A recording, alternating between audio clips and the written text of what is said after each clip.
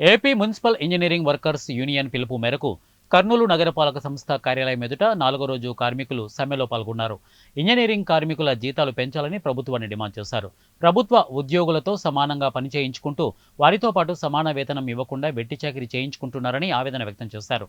Municipal engineering విభాగంలో వివిధ కేటగిరీల కింద పనిచేస్తున్న కార్మికులకు వెంటనే వేతనాలు పెంచాలని, 10 సంవత్సరాల సర్వీస్ కలిగిన కాంట్రాక్ట్ కార్మికులను రెగ్యులర్ చేయాలని, ఇక టెక్నికల్ కార్మికులకు కనీస వేతనం 29,200, నాన్ టెక్నికల్ కార్మికులకు 24,500 ఇవ్వాలని, లేదంటే విధులను బహిష్కరించి పూర్తిస్థాయి సమ్మెలోకి వెళ్తామని సంఘం జిల్లా అధ్యక్షుడు ఎస్ మనోహర్, నగర అధ్యక్షుడు వెంకటేశ్వర్లు, రాష్ట్ర ఉపాధ్యక్షులు నాగశేషులు, రాష్ట్ర కోశాధికారి సమీర్ బాషా, ఇక రేణుక తదితరులు ఈ కార్యక్రమంలో పాల్గొన్నారు. ప్రభుత్వాన్ని డిమాండ్ చేశారు.